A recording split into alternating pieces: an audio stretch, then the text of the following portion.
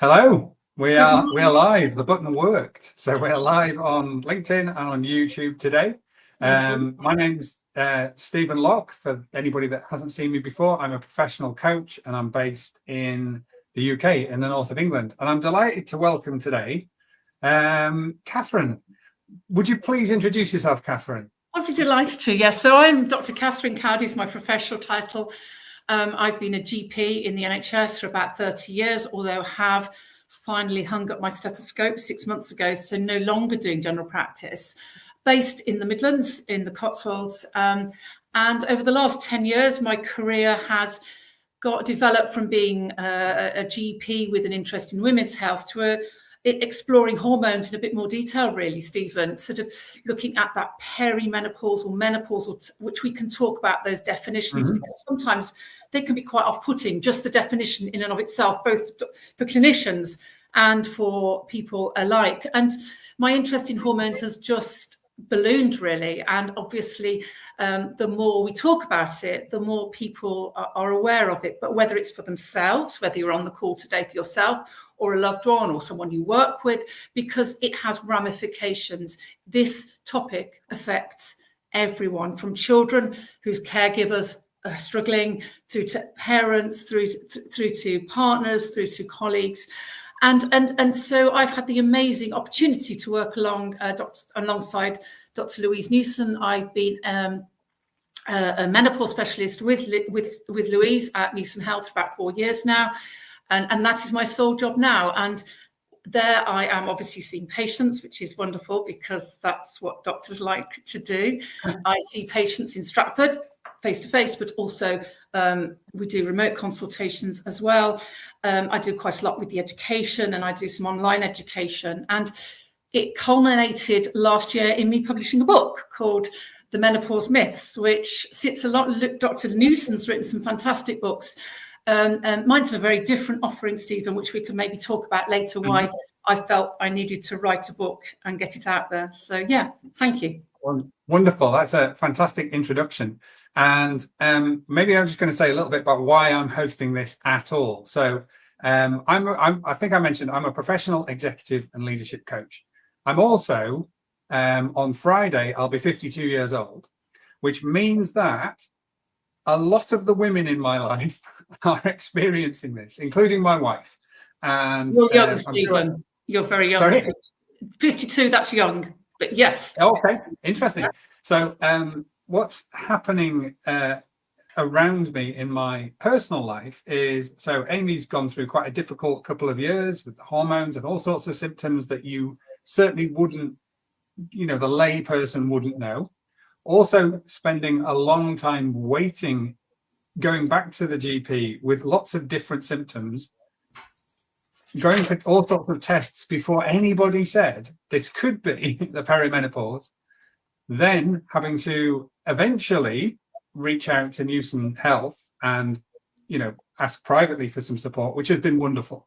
Now, those two things have been happening separately, by the way. I don't have a connection with Newson Health. It's coincidental that we've ended up talking today. Now, not only Amy, my wife, but a lot of her friends are having similar things, which means that all of my male friends, their wives and partners are going through it, and loved ones as well. And at the same time, I'm a professional coach. So you tend to work with people who are in a similar, professions and things like that. You've highlighted some really pertinent points that I think we need to get out there straight away. Yeah. I think what you said about your wife, multiple symptoms, but let's compare and contrast her with me. And this, you might actually want to hit the pause button after you've heard what I'm about to say. But, I thought I was going through it okay, and I had no symptoms. When I was in my mid-40s, I was a full-time GP, 4 children, married, and all the commitments. And I just put my maybe tiredness, some anxiety and things down to life, which is so common. Yeah. And yet I believed and understood and treated the perimenopause and menopause, and yet didn't think. And I used to follow Louise and go on a lot of training courses with both Louise and the Menopause Society. And I remember one training course I did with Louise in Stratford, and we were talking about the benefits of HRT, and the main one hit me because I've got a strong family history of cardiovascular heart disease, was that. And I thought, oh my word, and my bones, I do a lot of exercise. I didn't want osteoporosis. So rightly or wrongly, I explored HRT and started it for myself, purely for the preventative, which it's not necessarily licensed for. However, within 6 weeks, I felt so much, much better. And I think, comparing Amy and myself, I suppose there were silent symptoms and yet they weren't. So I think that through to those multiple symptoms, and I think as a GP, GPs have a very challenging job. We have 10 minutes to sort patients out. And I think I did an audit with some GPs in Birmingham a couple of years ago. And if you looked at the number of consultations these women we were seeing had seen the GP with, from palpitations to skin to mood, the number of antidepressants, the number of urinary tract infections, we could be here, we could do a whole nother chat about the different symptomatology. We have estrogen and testosterone receptors all over our body. So Amy is absolutely right. And I think that then leads into that I'm not here to criticise care in the NHS. I believe in the NHS. It's a very important, and GPs do a remarkable job. I've done it for 30 years. My husband's a GP, one of our daughters is.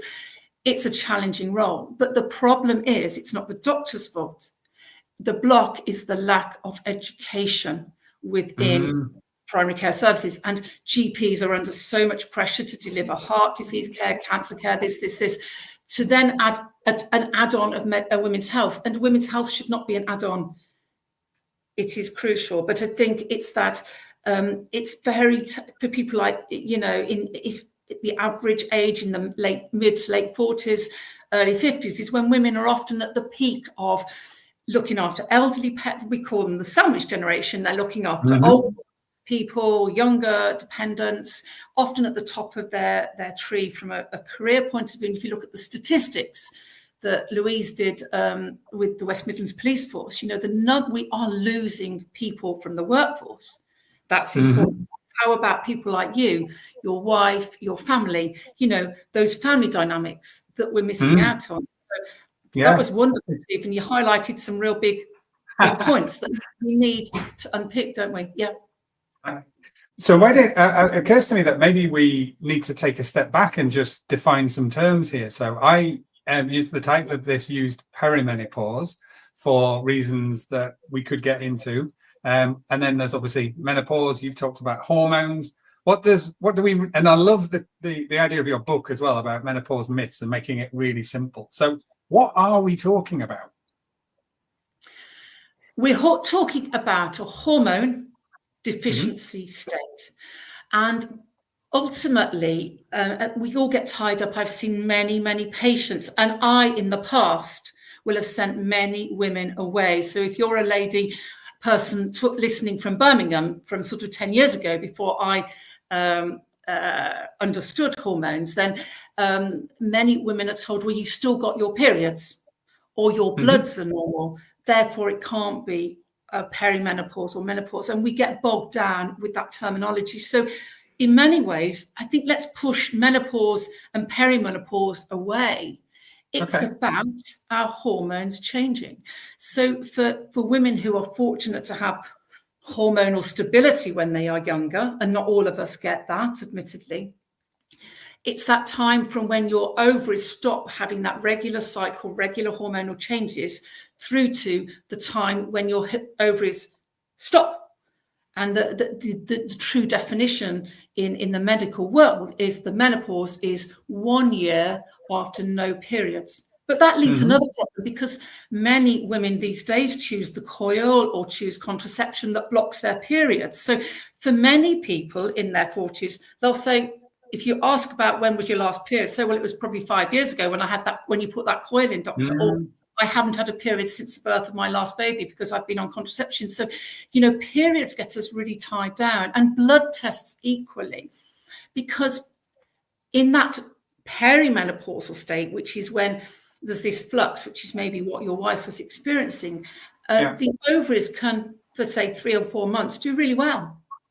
And then they can crash again. And it's that fluctuation. And for many women, yes, it's the hormonal loss that gives them those symptoms that you alluded to, that we could be here all morning talking about, because there are so many of them.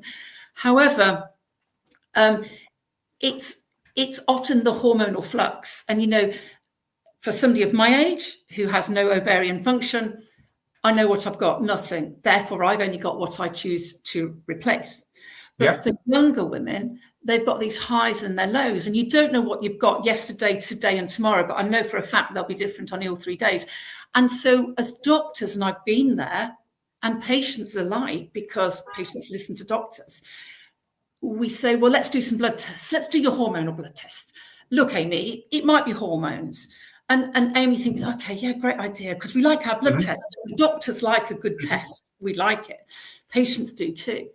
And I take Amy's blood tests and they're normal. Well, that's because the day I took them, they were normal. Yeah. However, a week ago, they were not normal. And so we do get bogged down with this peri. So strictly, the perimenopause is the time from when your ovaries are working perfectly and they're fluctuating. And then the menopause is when everything has stopped. And if you're over 50, strictly, that's 1 year. If you're under 50, that's strictly 2 years of no periods. But for those reasons, tricky. So for many, many of our women that we see now, when I was in general practice or at Newson Health, the British Menopause Society guidance is that blood tests are not needed if someone is symptomatic over the age of 45. Okay. It can be considered in the 40 to 45-year-old lady and should be done in the under 40. But getting bogged down with some of this can really be a block and a barrier to effective care for some women. And women we see in the specialist clinic will describe years and years and years of being on antidepressants or being told it's not their hormones because their blood tests were normal, or, it's unpicking the symptoms. And so I think we need to focus down on symptoms. Of course, guidelines, the national guidelines are important. And as doctors, we have to stay safe. But talking to our women, hearing their story and putting the pieces together, really, really. It's more like a sort of clinical, observational, conversational diagnosis. Rather massively than so. And the other group of women that I feel so sorry for are that, again, it's easy if your hair looks like mine and you're of a certain age, you're more likely to get a diagnosis because I sort of fit the picture, don't I? However, there are a lot of women in their 20s, 30s who are going through this as well. Now, if you are going, and we haven't even talked about the symptoms, maybe that's where we should go next. If you're going through all these symptoms in your 20s or 30s, your friends are getting pregnant, your friends are using contraception, and you're just not living the life that a 20, 30-year-old should be leading. That's even more confusing because you go to the doctor and nobody's going to think, well, not many people will think it could be hormones, but that group of people, people who've had eating disorders, it's well known that can affect their ovarian function and that can lead to earlier ovarian dysfunction. Cancer survivors. So it's wonderful, isn't it? So many, many cancers now are being cured. Childhood leukemias, the main one. And of course, that's wonderful. But when that child is going through treatment, it's not the conversation you're going to have, is it? This could affect your fertility further down the line. This could affect your well-being. So there is a whole group of women that are being undertreated, inappropriately managed because we're not thinking outside the box. So so it's not just a problem of middle-aged, older-aged, grey-haired women that look like me. Hormonal dysfunction can happen. There's a spectrum. Some girls literally have one period in puberty and then their ovaries fail. Then that's called, if your ovaries stop working under the age of 40, it's called premature ovarian insufficiency. And that can be a very scary time for women in that category, unless it's picked up. And obviously the good news is if it's picked up and managed, it's good. It really is good. But if we don't pick it up, it's well shown that if your ovaries fail at an earlier age, you are increased risk of thinning of the bones, osteoporosis, early heart disease. So it's really, really important. I want to be positive here for anybody that might be affected, that it's not a negative. It's a, if it is, let's get on, let's get treatment. And the outcomes are really good. And I think there's a lot of that. They say, well, people like me are just scaremongering. I'm really not here to do that, Stephen. I'm here. My job is to give women options, to make the diagnosis, and then say, we could do this, this, this. It's good. We have safe, effective, cheap treatments that should be available. Yeah, sorry, that was a bit of a mouthful, wasn't it? No, there's lots to get across, because it's like, it's not commonly known, is it? So you've got to pack these things in. I've got maybe if we could pivot a little bit to the symptoms. I think if you'd asked me a few years ago, what are the symptoms? I think I knew about periods ending. I knew that they were related to that, and I probably would have said hot flushes and brain fog. I probably would have said those two things. I have witnessed with my own eyes about 20 other symptoms, but what are the main ones that maybe are? Sorry, I'll give you an example. Amy, probably 2 years ago, for a long time, had problems with her shoulder. Went via the GP to a physiotherapist, was told about frozen shoulder and so on and so on. We find out many months later that's actually a fairly common symptom of perimenopause. And, would have been nice to know earlier, but I think it's a bit of a relief to know, oh, hold on, well, this might not be nice, but at least I know what it is, and it probably 100%. Will end. Yeah. So what are the other things that maybe the layperson doesn't know about? Right, we haven't got long, have we? So I try and let's put it into three categories, keep it simple. I think there's the function piece, which is where your flushes would fit in. Palpitations, joints. Those are sort of the functional things that women report. There are many, many, many others, because a lot of the function is really, we think, related to estrogen, because estrogen is an anti-inflammatory hormone. It's a very active hormone, but that anti-inflammatory will fit in with what Amy was describing. And the flushes, it impacts on our heat regulation. So some people say, but I haven't had flushes. But if you ask them about their heat regulation, you say, well, if you're in a room with other people, are you wearing the same clothing? And people say, oh, well, actually, no, I feel really cold, or feel it's all about heat dysregulation. It's not all necessarily about flushes. So I think there's function, and that's a big one. And I think for many women, buy them a fan, strip off, put them in front of a window. A lot of us can say, okay, I can actually get on with the function piece. I can sort of sort that out, with the physio, etc. But the piece, and I really, really labour this in my book, Stephen, is mood. And I think that's where the fog comes in as well. And study that Louise Newson did with, I think it was the West Midlands Police again, the three big symptoms that are impacting our women today in the workforce, and that was because the study was looking at the workforce, but therefore at home, is fatigue, anxiety, and brain fog. And this is really, really important, that in terms of women's risk of suicide, it's highest in the late 40s, early 50s. Now, any coincidence there? No.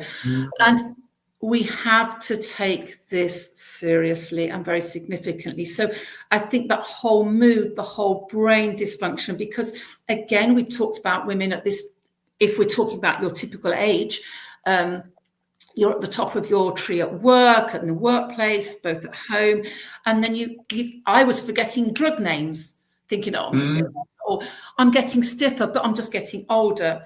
I'm not sleeping. Oh, because that's what happens when you get older, isn't it? It's all that. But actually, when it's you're used to presenting, you're standing up, you can't remember things, you're having to use your notes, you're getting brain freeze halfway through something with your mentors, or something that 5 years ago would have just been second nature. So I think the function, the mood stroke, the brain piece, which is so, so important, and that is the bit we miss. So many of our women come in on antidepressants or having been off.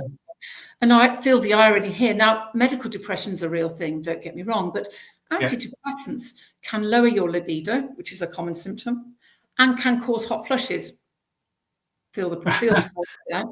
And so they've got function, mood, and then the third bit, which again, spare me. I won't spare you the detail, Stephen, but you asked for it, is the vaginal symptoms, and that's another one that we miss so much as doctors and as women, because people say that HRT is unsafe. I'm only replacing natural hormones. How about antibiotics? Antibiotics can kill. If we take a course of antibiotics, it affects our immunity for the next 6 months up to. And yet many, many women, as their estrogen levels drop in their vaginal areas, they are more, because of the change in acidity, the change in moisture. A big symptom can either be recurrent thrush, which they just go to the chemist and keep treating, or recurrent urinary tract infections. And it's really easy just to get a course of antibiotics from a doctor, a pharmacist, a nurse. It's really easy on the NHS. I can tell you that for free. But again, those antibiotics are significant. And for many women, actually, that's just a symptom of your vagina needs some estrogen. And for some women who don't want to take hormone replacement therapy, or can't, or choose not to, just delivering vaginal estrogens, and there's many, many available products, can reverse that. And there's also sexual discomfort and things. But for many women, when we talk to them, that's not their big ticket item. It's that, oh yeah. And also we talk about poor sleep at this time of life. And of course you could be woken up with the anxiety or with the flushes. Actually, I saw somebody yesterday and she said, oh, my sleep's still not right, Catherine. And I said, so what's waking you up? She said, well, I just have to I go to the toilet 4 times at night. I think, bingo, let's resolve that with a little bit of local estrogen in addition to her HRT. And I'm confident in 3 months' time that lady will be sleeping through, because it was actually the need to go to the toilet that was waking her and breaking her sleep. And, so the menopause, the symptoms are simple on one level, but they just need some basic understanding from all of us. So we identify and treat the right thing. Yeah. Wow. I love the way that you describe that as well. The categories, I think, are really helpful, because when you've just got a really long list of possible things that might be fluctuating and coming and going and up and down, it can get really confusing. If you don't mind, I want to ask a bit more about the effect on the brain and mood and things like that, because I think that is probably the bit. By the way, I'm absolutely not pivoting this to be about men, but it's about relationships and relationships between men and women, or women and other women in the workplace as well. Maybe, if the understanding isn't quite there. So talking to my friends and people that I coach over the last couple of years, when this has presented itself in the room or we've just decided to discuss it, I've heard so many times, reported back about a woman that's experiencing these things, that this phrase, I feel like I'm losing my mind, right, has come up over and over again. The number of times I've heard that women have contemplated suicide, that they are really struggling with mood, that confidence disappears, self-assurance gone, and at the same time, relationships breaking down because of the confusion that's caused. And I think that's in part, I'll just use myself as an example, in part, when this is happening to somebody you care about, but even they are not aware of the cause, what chance do you have of saying the right thing or doing the right thing, or understanding how to be around that? But also another thing, and I've heard women talk about this, that they realize that they're being relationships with children, they struggle because they're getting more angry, they're getting more irritable, they're not able to kind of process at the speed of the multitask. And you've got a teenager whose brain's moving like that, arguing with you while you're struggling. When I said a lot there, but I look at this and I the women that I know and care about, well, all women, and think, my goodness, what that must be like to experience. I genuinely don't think I can imagine it. But the closest I've got is I started to hear, just as a throwaway term, maybe a few years ago from women, no, I feel like I'm getting dementia, right? Yeah, And yeah. actually, it's not far off, is it, in the effect that it's having on the brain? And I wondered if you could say a bit more about that. I'd be delighted to. And I think my disclaimer here is anything that is hormonal is reversible with the right hormones. But that hormone, so people might be listening to say, well, I tried HRT, it didn't work. I hear that time and time again. We're talking about 3 hormones. We're talking about estrogen, we're talking about progesterone, and we're talking about testosterone. And for most of us, we do need to get that unique mix.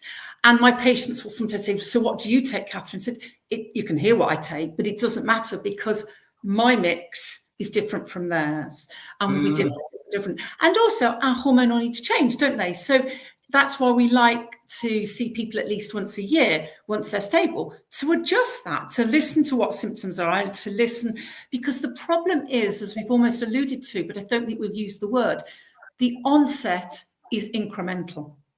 And so there's not a time when I was normal and then I wasn't. It's that incremental, and let's blame that, let's blame the kids, let's blame Christmas, let's blame this. It's that incremental nature. So any symptoms that are hormonal are reversible. So we've got, and this is women's health, Stephen.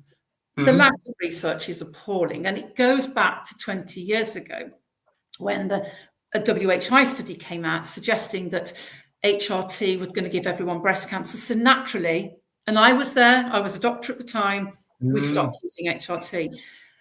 That if you go onto the Balance website or the Newson Health website, there are podcasts, there are information explaining all of that, because that in and of itself needs debulking. But essentially, we're now comparing apples to pears.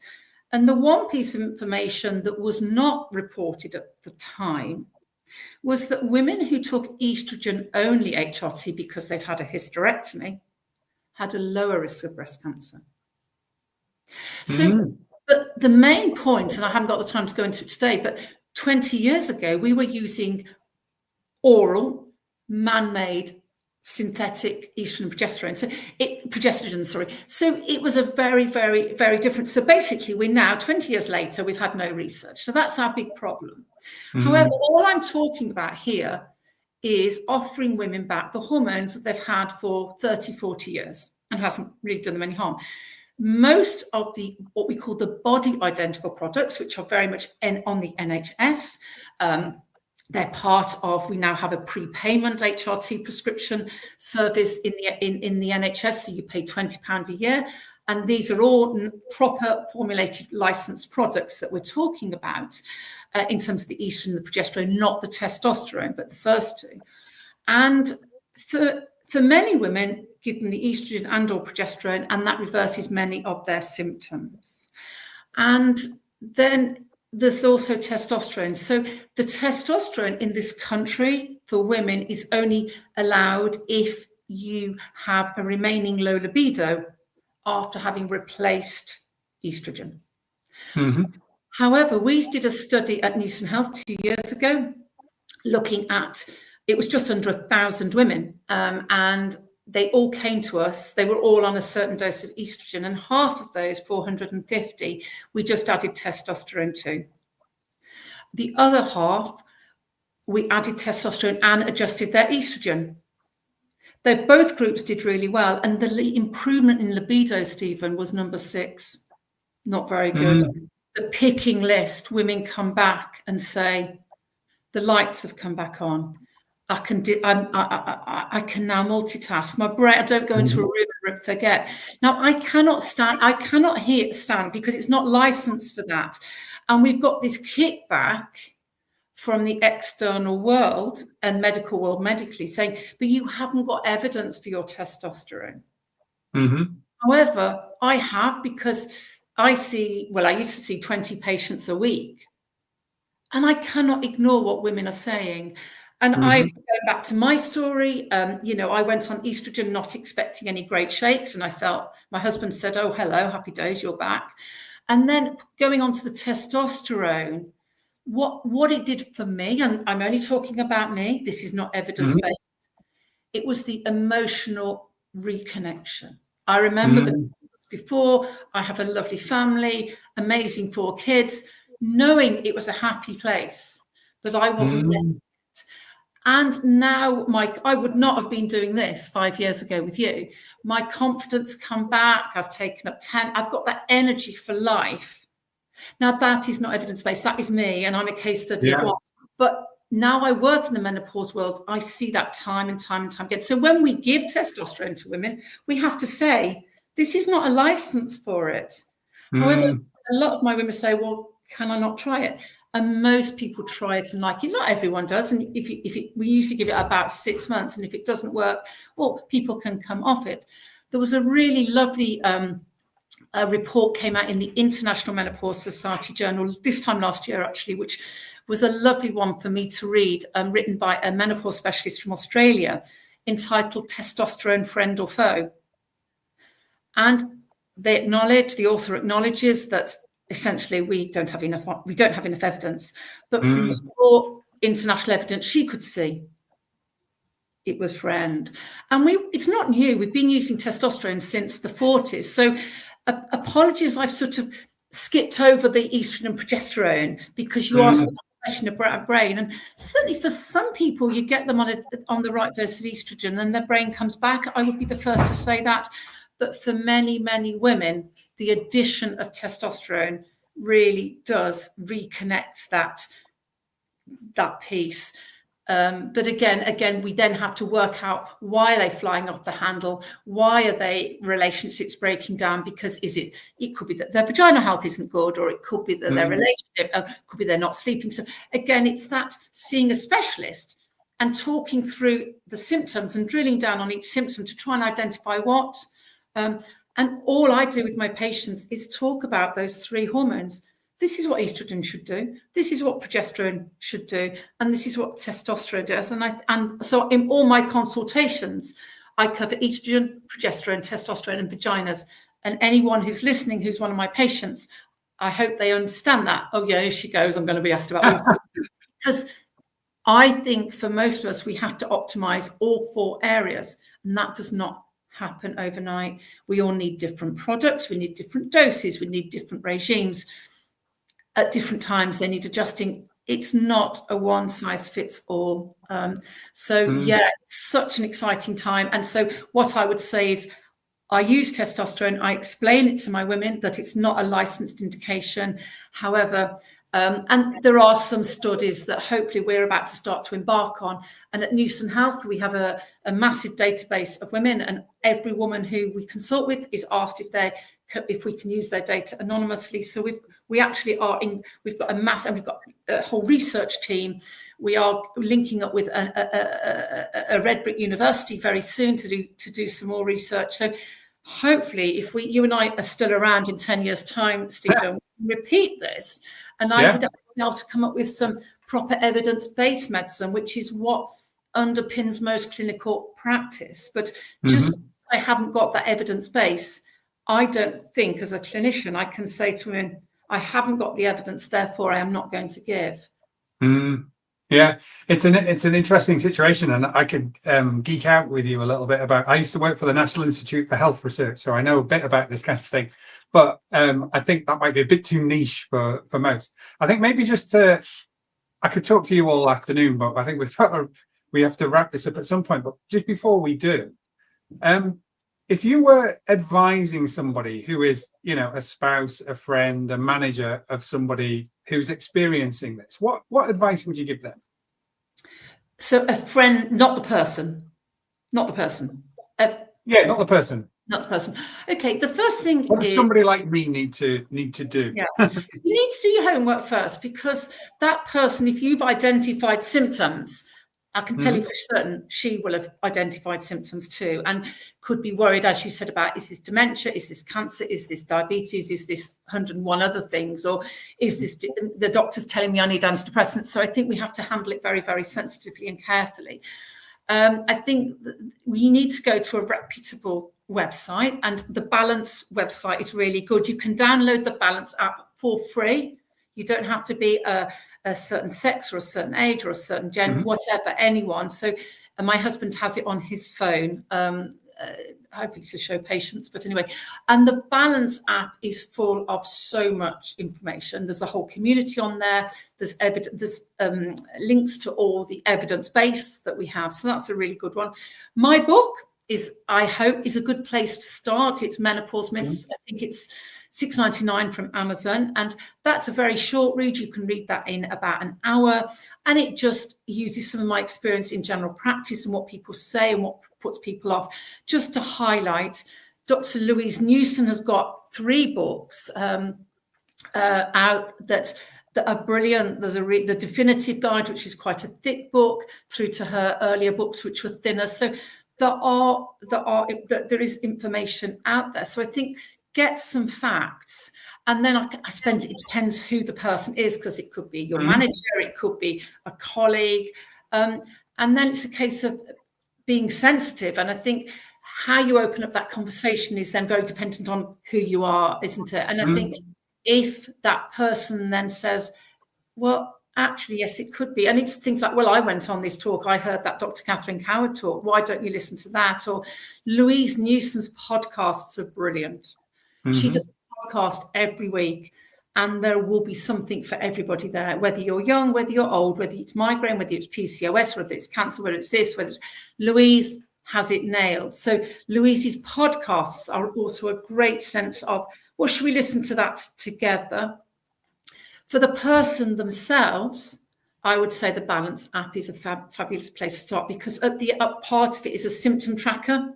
So you can literally go in and put all these symptoms in. And for many people, they say, oh my word, I didn't realize that symptom. And even our patients who have identified the problem and have booked to see me in a specialist clinic will say, because we get all our patients to fill in the questionnaire prior to the appointment every time, they go, oh my word, I've got that. The classic one is formication. Formication when it's a sensation of little ants or something crawling under your skin, and that's cool. People, oh my word, I didn't know that, or that tingling, or oh my word. So the Balance is another really, it's free. Download it today and have a look. Open up that conversation. Cup of coffee. Wonderful. Don't challenge. Don't make diagnoses.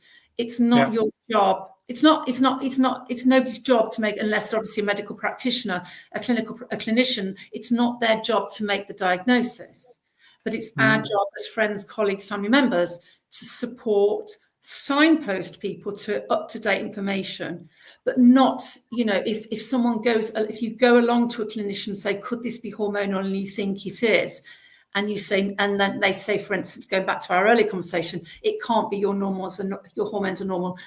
I would go and say, well, can I speak to somebody who knows a little bit more politely? That doctor or clinician might be brilliant at diabetes, brilliant at heart disease, but we can't, as doctors, all know everything about everything, can we? But Louise, we have we've got lots of free resources that, Balance app is a great place for everybody to start. Yeah. Wonderful. Wow. I can't believe how much information you've managed to pack into the last I've got 40 lots minutes. more, Stephen, you know me, and anyone listening who knows me, I could keep going, but it's been a great opportunity, and we've got to get it out there, and it's lovely to have men flying the flag, and often men can be the best, because once they get it, they get it. Yeah. Maybe. Well, we'll see. I think that you've packed in so much information, but in such an engaging way, and I just wanted to say, like, a really big thank you to you, but also to everyone at Newson Health. I'll put that back up again there. I know from personal experience the huge service that the Balance app has provided, and the information that's on the Newson Health website and on the podcast and things like that as well have made an enormous difference. And one thing that we didn't mention, but I'll just briefly mention in passing for any men that are watching, it's really interesting that increasingly divorce lawyers, as part of their protocols, ask questions about menopause if a woman initiates divorce proceedings around about this period of life. And that's not to diagnose, and it's not to judge. It's precisely because this creeps up and it causes difficulties that people don't understand in relationships, and therefore, perhaps men overreact or underreact. women don't understand, and there's well, you've got a there's marriage that was very successful based on two personalities, and you've yes, got one personality that has gone, and that then you've left with the man questioning who is she, and yeah, she's then questioning who am I. It's a yeah, toxic mix, isn't it? A it massive. is, yeah, And it's great to have men who understand it. And again, yeah, it's just that, but it's a case of choosing your moments when you say, could it be? And exactly. I think any woman who comes back from a general practitioner's in their 40s with a prescription for antidepressants, is it a medical depression? It could be, don't get me wrong. But are we missing a bigger picture here? Because if it's hormonal, we can reverse it completely. If it's hormonal, antidepressants will help. It's a bit like putting a plaster on a wound. A plaster will help that wound. It won't heal that wound, will it? And antidepressants can sort of blunt us as well, which when looking back on my days, if I'd have been further blunted, I wouldn't have been, well, I wasn't much fun anyway, I think, looking back on it. But, I'm a lot more fun now because my husband would say, I am now the woman he married, and we've been married over 30 years, I'm back. And that's what so many women say to me on a daily basis. I'm back. And that's not just in the private sector. So my husband, because he's like you, he's very well informed. He's done all his training and we used to work together. So naturally I saw most of the menopause women. And now I've left him, he's independent practitioner.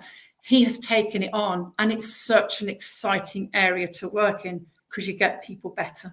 And he's just a massive, massive advocate.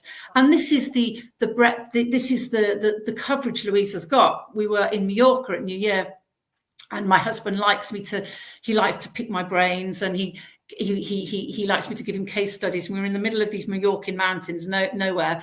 And we were obviously talking about testosterone. And I was obviously quizzing him and giving him some more information because he loves it to improve his clinical practice. And we walked past this couple and they said, hello. And I said, do I look English? And she said, no, you were talking about testosterone. And she said, all my friends are on it. It's amazing stuff, isn't it? But my GP won't give it to me. So there we were, New Year in a Mallorca mountain. You couldn't make it up, could you? These 4 breaths. But that's the impact that Louise and Newson Health had. That would not have happened. I would not have been talking about testosterone 10 years ago. So we do. Yeah. I'm glad you've highlighted it, Stephen, and thank you for that. And what we need is more research to confirm what we think, what we're seeing in clinical practice. So excited. Wonderful. Yeah, sorry. Well, I'm sure that will come with all the good work that so many people are doing. But I think we better leave it there. Thank you so much. I've really enjoyed this conversation and I've learned a lot. And I'm going to share it with lots of people as well. So thank you so much. This has been a great service for people. You're amazing, and maybe we can do it again sometime.